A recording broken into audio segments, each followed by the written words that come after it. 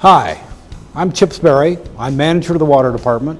I think some of you know me, some of you may not. I'm here today to talk about what's going on with the water department these days. What happened in 2007? What do we need to look forward to in 2008? What are our challenges? What are our opportunities? So let's sit down and talk a little bit about that. As employees, you deserve to know what's going on with the water department.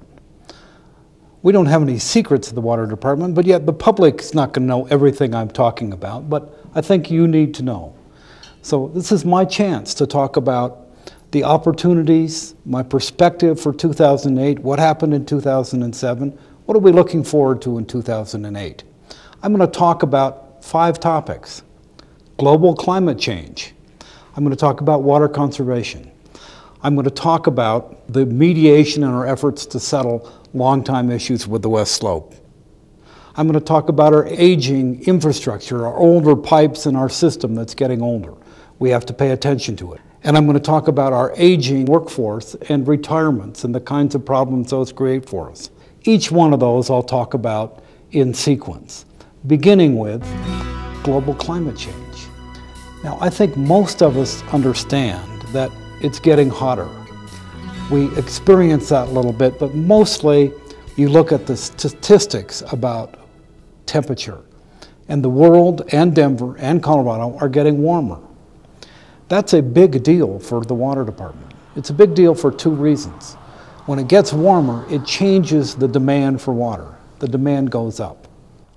It also creates more evaporation and the supply goes down.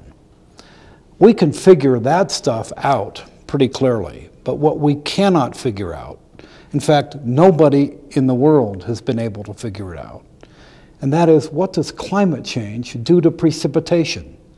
Does it mean more rain, less snow? Does it mean less precipitation overall? How does it change from one portion of the country to another? We don't know the answers to that, and I think it may be that we will never know, at least until we look back on it and say, oh, now we see what happened. It's very hard to predict what's going to happen, so we have to build ourselves a water system that is more resilient, more able to deal with bigger fluctuations in precipitation. And we're proceeding to do that. We're going to continue to rely on water conservation, our recycling plant, and the development of new supplies. I think it's also likely that our board is going to say, we need to have a bigger strategic water reserve in case we get into a long drought and it lasts a long time. We're working with many other water utilities throughout the West and throughout the United States to try to figure out the science of global climate change, and particularly the science about precipitation. That's the hard part, is figuring out what's going to happen to our snowfall and our rainfall. The best indications so far are not that it's going to get hot and dry in Colorado, but that we're going to see higher highs and lower lows, meaning longer droughts but bigger storms. There's a little bit of anecdotal evidence of that as we look at the last couple of years. We had a bad drought in 2002, punctuated by a huge blizzard in March of 2003. The big snowfalls in 2007 and 2008 may also be a reflection of global warming. We don't know that. We're going to spend a lot of time, particularly in the planning section, trying to figure out, what does climate change mean for us? How do we guarantee a supply of water to our customers? And how much more difficult will it be? Second item I want to talk about is water conservation. I know you have all noticed, and some of you have helped us a great deal in educating our customers about the need for water conservation. It's important for you to know, and it's important for them to know, that we're not asking people to sacrifice. Sacrifice comes if you have a long drought. This is not about sacrifice. It's about using water efficiently, using only what you need. I know that many of you have seen the signs in the lobby and elsewhere, our campaign, use only what you need. That's exactly what we want to say to our customers. Don't use more than you need, but use what you need. We're going to continue those efforts in 2008. It was a very successful campaign. 80% of our customers are aware of our campaign, and many of them, a high proportion of the 80%, are trying to do more in their own homes to make sure they don't use more water than they need. This effort is part of our TAP SMART program, which is a term you're going to hear more and more, and you're going to hear it throughout 2008. Because we're trying to create a culture of conservation among all our water customers. That's because our board has asked us to accelerate our conservation goals. In other words, they want us to save in 2016 the water we originally planned to save by 2040. They want us to move it up, and I think that's probably a very good idea.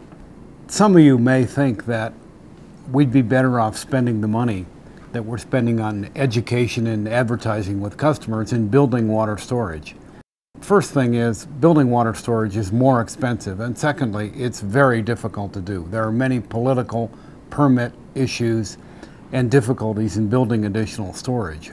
What we really want to emphasize with all our customers is we want them to only use the water that they actually need to use. That's the hallmark of the TAP SMART program.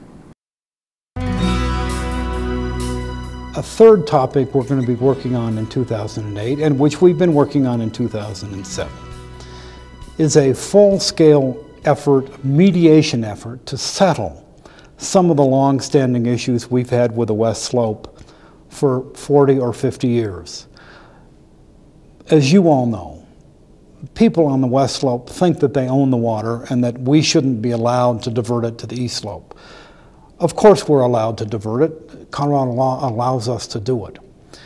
But the fact is it's become politically more difficult in 2008 and 2009 to divert water from the West Slope than it was 50 years ago. They have somewhat greater control over that situation, and because the politics in Colorado have changed as well, we need to be more thoughtful and more sensitive about issues on the West Slope. We have convened a group of people with whom we have a good working relationship, particularly the Colorado River Water Conservation District, and begun discussions to see if we can settle things. And settlement for us and settlement for them will mean basically more certainty. We will be more certain about how much water we can take. They will be more certain about what their environment will look like and how much water they can be assured will be in their streams. We're working at that. A major step was taken right at the end of 2007, where we settled some long-standing litigation concerning our Eagle River water rights. We gave up some of those water rights permanently. It was okay to do that because what we got in return was an assured priority date that will allow Wolcott Reservoir to be constructed. It's not certain that it will be constructed, but it is certain that if it is, the water rights that will go into it will have a fixed priority date. And by making this settlement, we've increased the probability that Wolcott Reservoir will be built from about 15% to maybe 45 or 50%. So there's more work to be done, but that's the kind of mediation effort you're going to be seeing, sitting down with people and understanding if we can help them and they can help us. A fourth issue I want to talk about is our aging water system. Everything has a useful life. Some people think I'm approaching mine, but in any case, our system has a useful life, and you have to renew the system to make sure that it continues to perform. Therefore, we're going to spend more money in 2008 and 2009 in rehabilitating and fixing and bringing up to snuff our whole water system, particularly our pipes, which are old.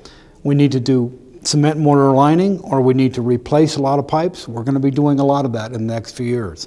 That's a heavy load on engineering. It's a heavy load and sometimes on transmission and distribution, but we need to do it. You're going to see us fixing our pressure reduction valves. You're going to see us replace valves. You're going to see us upgrade our turbines, upgrade our standby power situation. We have a lot of work to do in that score. This is a problem that all water utilities have across the country, but many of us, Denver included, did a lot of building right after the Second World War. the systems expanded. Those systems are now reaching the end of their useful life, and they need to be rehabilitated, they need to be fixed. We're going to spend some time and attention doing that. This is why when you see us or your neighbors see us working in the street, please explain. We're making sure that our pipes are up to snuff, that our pipes don't leak, and they will continue to carry water where they need to for the next 50 years. Fifth issue I want to talk about, and it's one that ought to be near and dear to every water board employee, is first the question of retirements, the questions of benefits, the questions of wages, working conditions, all that stuff we need to talk about. Let me talk first about retirements and the aging workforce. If you're a baby boomer, that is technically born between 1946 and 1964, you're approaching the age when you can retire. Denver Water is seeing more retirements in 2007 and 2008 in the years following than we had typically in the prior years. We're probably looking at 60 retirements a year for the next 6 or 8 years. And that will mean we're going to lose a lot of the intellect, a lot of the experience at Denver Water, and we've got to figure out how to replace that. We're going to be sorry to see some of the people go. They're taking some knowledge with them. But it's also understandable that you get to 55 or 60 or 65 and you want to retire, and we're happy that you're able to do so. How we replace you is the hard part, and that's going to take some work on our part, figuring out how we can best do it, how can we recruit and attract people. I don't think we're going to see major changes in healthcare.